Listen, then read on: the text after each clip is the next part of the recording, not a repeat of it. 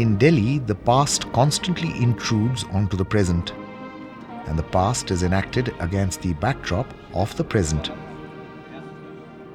There's something dramatic, a certain theatricality about Delhi. This has to do with the fact that the city has for long served as India's capital. Thus, it's acquired a pomposity that's evident in many of its prominent edifices.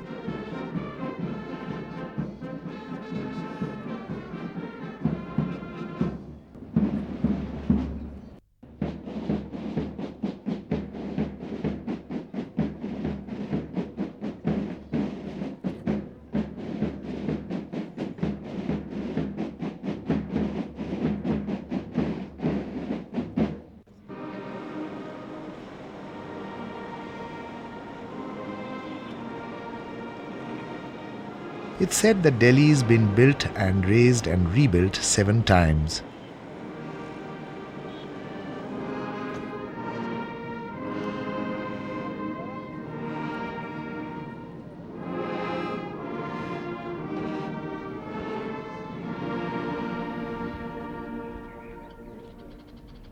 Each time the city has risen, phoenix-like from its ashes, absorbing something of the past into its bustling present.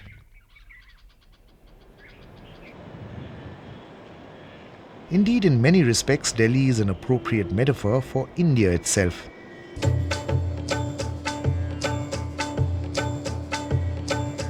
It represents the paradoxes and varieties of India, its many threads woven into a pluralistic culture.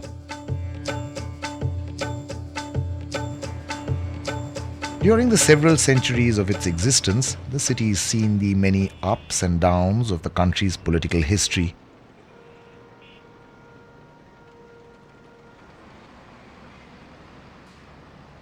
The reason for Delhi's importance in history lies in its geography. Wave after wave of immigrants and invaders came into the Indian subcontinent from the passes in the northwest.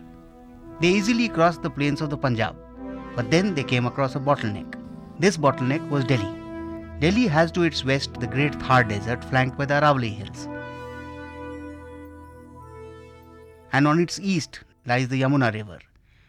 All invaders had to pass through this bottleneck in order to reach the soft underbelly of what got to be known as Hindustan. Control over Delhi was necessary to rule over India, and the citizens of Delhi shared in ruling over India.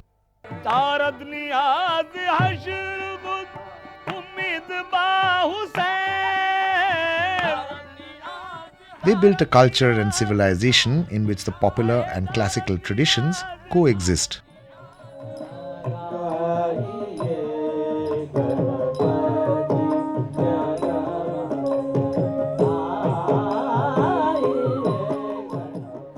Even the legendary Mahabharata locates its happenings in Delhi and the area surrounding it.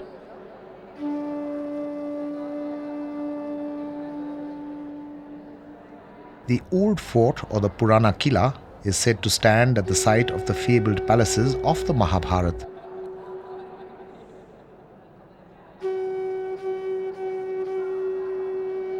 Archaeological excavations have not unearthed anything spectacular, at least not enough to match the poetic license with which the Indraprastha of the Pandavas is described in the great epic. However, archaeologists have proved that Delhi was continuously inhabited since the very dawn of human civilization.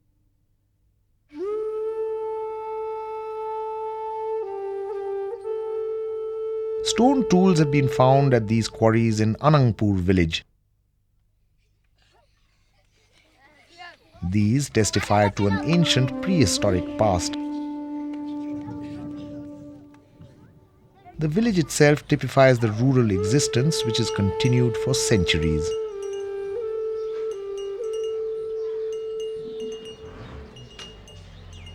For a long period, Delhi was not a glorious capital of kingdoms and empires.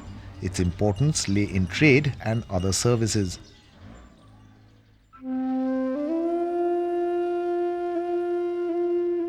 This neglected monument, situated just across the road from this wholesale market at Okhla, reminds us of the importance of trade in the history of Delhi.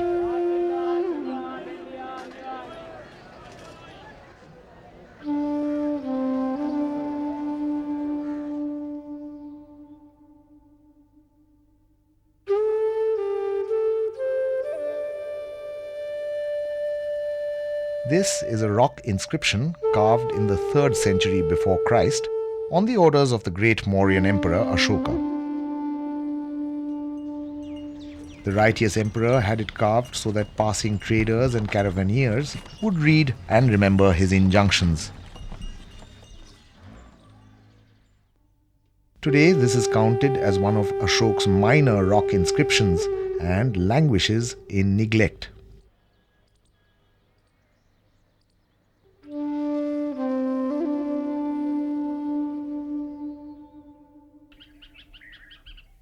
The Mauryans never had a significant presence in Delhi. It was Patliputra, now known as Patna, which was the capital of the Mauryas and of several subsequent dynasties. However, since independent India adopted the symbols of the righteous Mauryan state, New Delhi is replete with symbols of Ashoka the Great.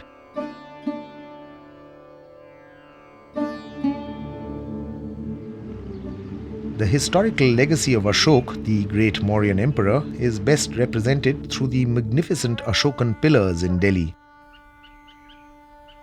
One stands on the Delhi Ridge.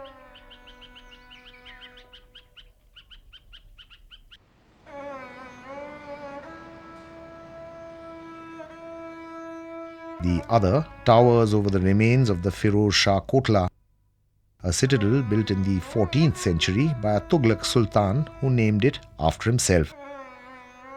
Firoz Shah Tughlaq was so enchanted by this wonderful artifact of ancient India that he had it transported from far and re-erected here with great care. None could tell the Sultan what it was. Muslim scholars said that it was the handiwork of jinns, and Hindu pundits described it as the walking stick of Bhim.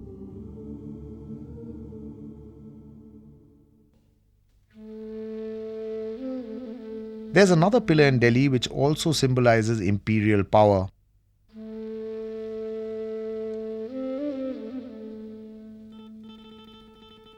The iron pillar at Mehrauli stands unrusted through the ages, proof of the wondrous metallurgical knowledge of those who cast it.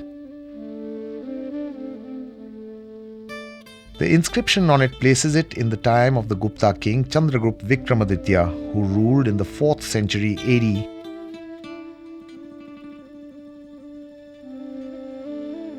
This pillar too was not erected originally in Delhi, but was brought here at some time in the hoary past. Subsequently, it became the focal point of many buildings that grew around it.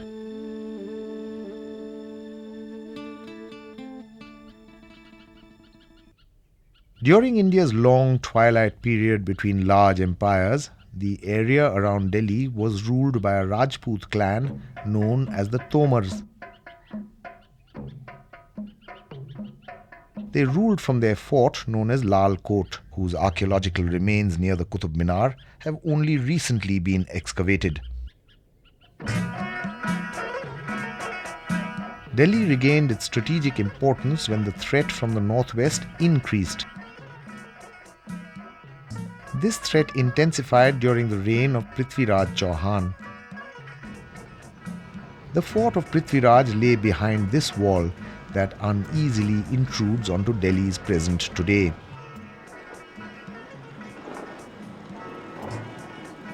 In the winter of 1190, Prithviraj Chauhan's army lost Delhi to Muhammad Ghori. The city became the capital of the Delhi Sultanate, which has left behind many monuments in the city. Ordinary people come and go from the world and don't leave a mark, but rulers always want to leave monuments to themselves. And since Delhi has been the seat of many rulers, the whole landscape of the city is dotted with monuments. And of all the monuments in Delhi, perhaps the most interesting, Most impressive and certainly the most intriguing is the Kutub Minar. Work on the tower was started by Qutbuddin Aibak, Muhammad Ghori's slave and general. Construction of the minar was carried on by Qutbuddin's successor, Iltutmish. The last 2 stories of the lofty tower, in white marble rather than red sandstone, were added by a much later Sultan, Firoz Shah Tughlaq.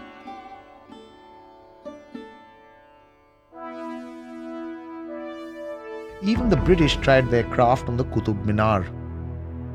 They put an incongruous canopy atop the tower.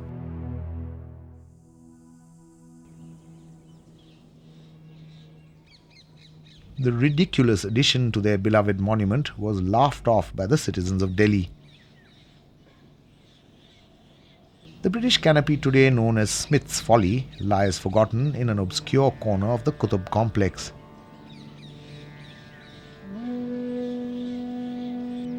The Kutub has survived all such outrages.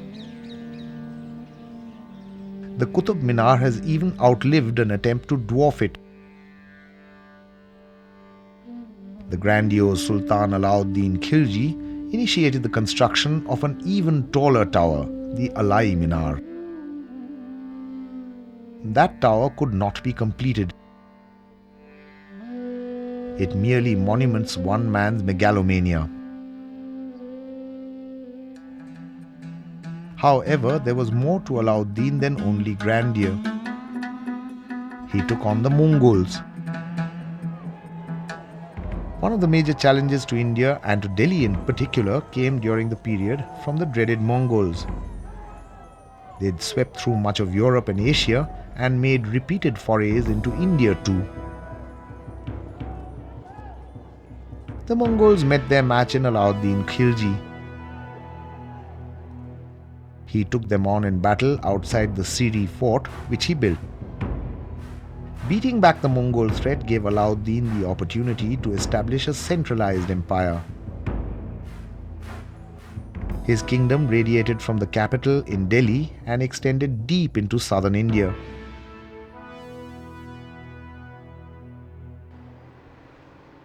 However, before Delhi settled down as the capital of India, it faced several upheavals. The most severe occurred during the reign of Muhammad bin Tughlaq. He started his rule from the Tughlaqabad Fort when his father Ghiyasuddin died suddenly and mysteriously.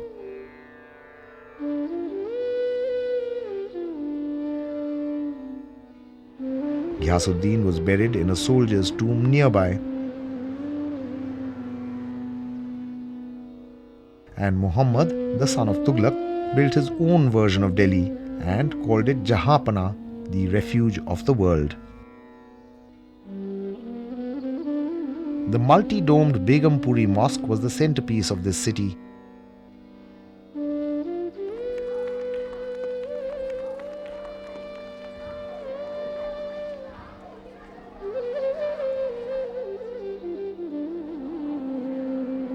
However, the grand city was devastated by its own founder, the brilliant but erratic Muhammad bin Tughlaq himself. The Sultan decided to shift his capital from Delhi to Deogiri in the south. He decreed that every resident of Delhi, even the blind and the lame, must make the long journey. The act seems preposterous today, but there was actually a logic to it. Despite the measures taken by strong sultans like Alauddin Khilji, Delhi was still threatened by the ferocious Mongol hordes. Deogiri seemed a safer site for a capital. It was also almost at the geographical center of the concept of India that was emerging.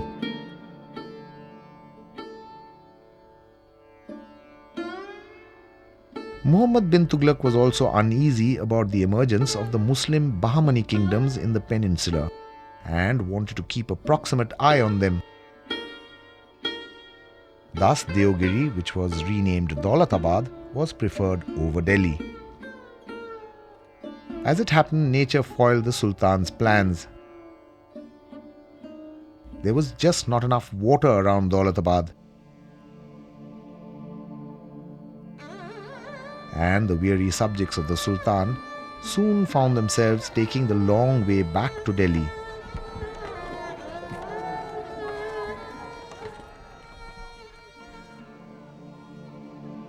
This time, the Adilabad Fort, built by Muhammad bin Tughlaq, flourished.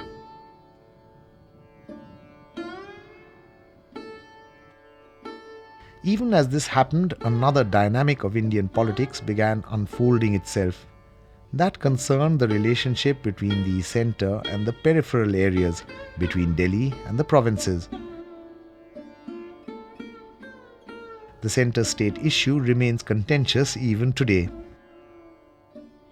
There is a basic conflict going on all the time, not so much between Hindus and Muslims and things like that, but between the central authority and the intermediaries, whether they are the nobles or the zamindars, and naturally it is of the share of power. So wherever you find that the king is weak and the other factors in power, the forces in power like the ulama, the nobles, they come in, they are lavished praise. Because after all, this means that this group as such of the establishment is able to prosper. There was also a constant tussle during the Sultanate between the secular needs of the state and the role of religion.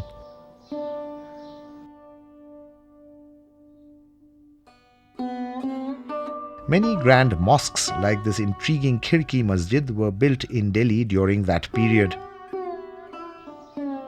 But the issue of who would dominate, the Sultan or the Imam, was never conclusively resolved. Muhammad bin Tughlaq took on the Islamic clergy, the ulama. He tried to restrict the influence of the Maulvis to the mosques. On the other hand, the Sultan Firoz Shah Tughlaq was much loved by the Muslim clergy.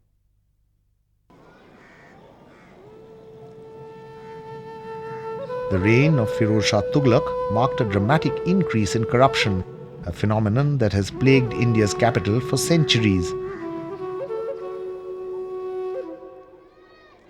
Not entirely surprisingly, the rise in bribery was encouraged by acts of those occupying the very top of the political pyramid.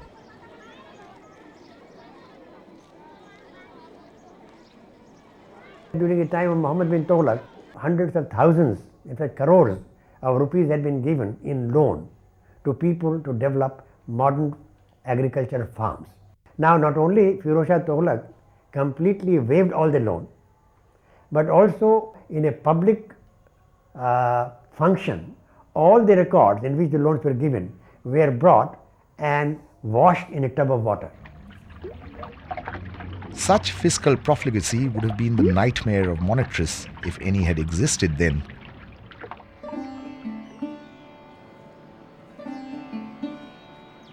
In any case, the empire was considerably weakened, and in many respects, Delhi became a necropolis. At the Lodi Gardens, several tombs of the Lodi and Sayyid kings remind Delhi's elite of human mortality.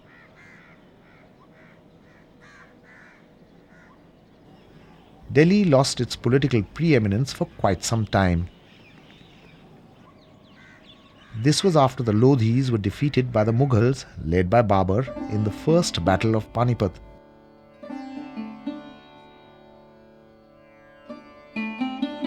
Babur's son Humayun did select Delhi once again to locate his headquarters. He began the construction of the fort, which is known as the Purana Kila. Humayun's reign itself was interrupted by that of Sher Shah Suri.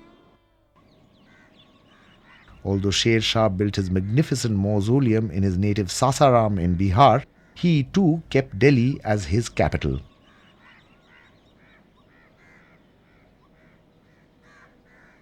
He completed the ramparts of the Purana Kila and built many structures like this mosque inside the fort.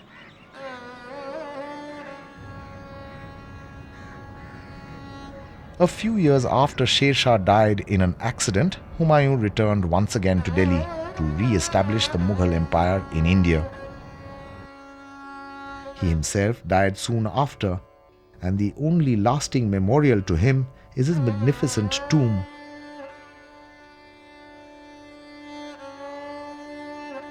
Humayun's tomb, built during the reign of Akbar the Great, is in fact the architectural predecessor of the Taj Mahal.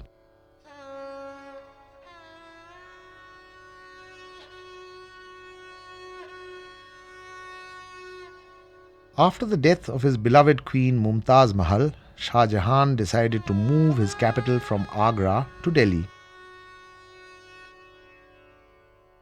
He decided to build yet another city at Delhi and to call it Shah Jahanabad. The Red Fort in the new capital city was the centerpiece of Shah Jahanabad.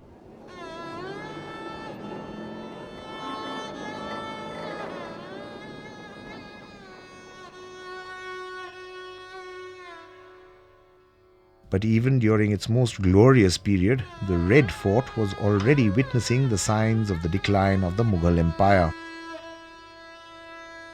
The struggle for the peacock throne between the four sons of Shah Jahan was one such indication. When eventually, after a bloody fight, Aurangzeb took over as emperor, he expressed his religious and political orientation even through architecture. He did not have much use for public appearances, even the public congregation in the Jama Masjid. He built the beautiful Moti Masjid inside the fort for private prayers by the emperor. Aurangzeb also constructed an addition to the Lahori gate of Red Fort, preventing the people from getting a view of the emperor in the Diwani arm.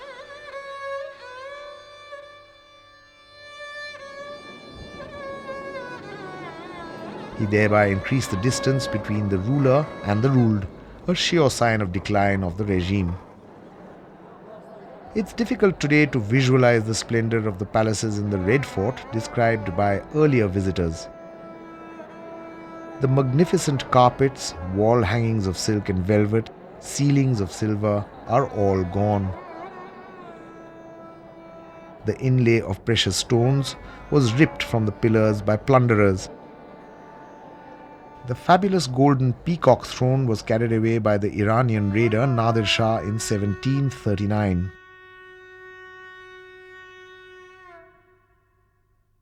Muhammad Shah Rangila, the emperor immersed in his life of debauchery, was unable to prevent the terrible massacre of the citizens of Delhi.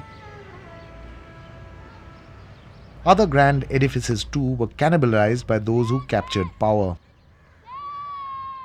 A case of such vandalism is provided by the tomb of Abdul Rahim Khani Khana, scholar, warrior and poet.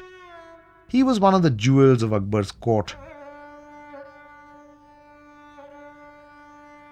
It's one of the cruel ironies of history that his tomb was to be later stripped of its marble to decorate the ostentatious tomb of Nawab Safdarjung, a member of the powerful aristocracy that grew during the time of the later Mughals. He built this ornate mausoleum for himself even as the sun was setting over the Mughal Empire. The British formally took over the governance of India after suppressing the Great Revolt of 1857. They vandalized the Red Fort. The magnificent Mughal gardens were destroyed.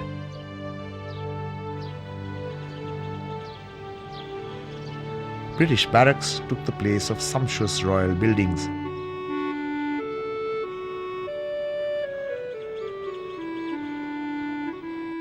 The last of the Mughals, Bahadur Shah Zafar, was tried of all charges for treason.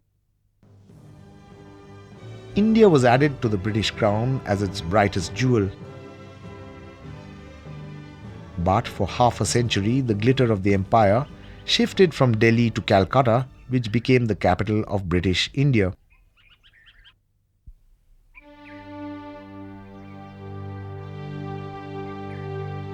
However, it was not long before the capital returned to Delhi.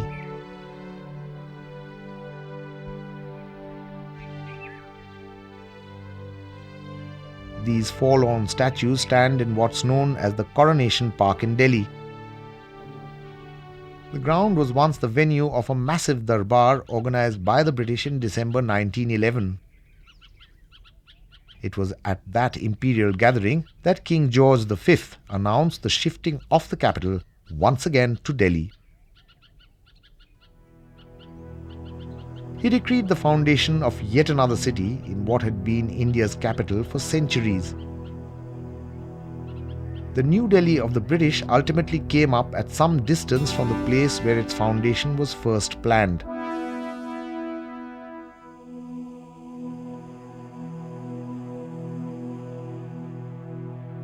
The foundation stone had to be shifted later to its present site in the Secretariat complex.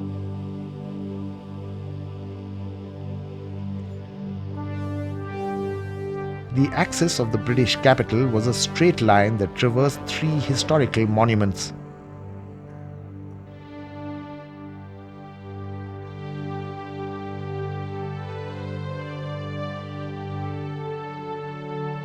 The Viceroys Palace was perched above the Kingsway, now known as Rajpath, with the mansions of the native princes clustered around its feet.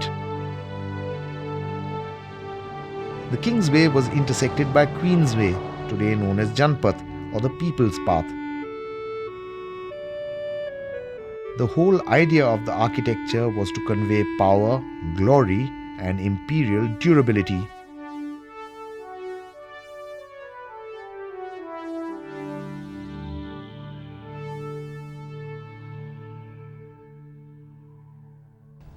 The British included many Indian architectural elements in their design of New Delhi. This was to suggest that the empire was integrated with the people. The real point, of course, was to establish imperial majesty. The buildings were located on Raisina Hill and therefore they towered over the city. It is another matter that very shortly after the British built these buildings, the empire went away and the Indian Republic was established. Delhi became the capital of free India. And the saga of Delhi as India's capital city, built time and again, goes on.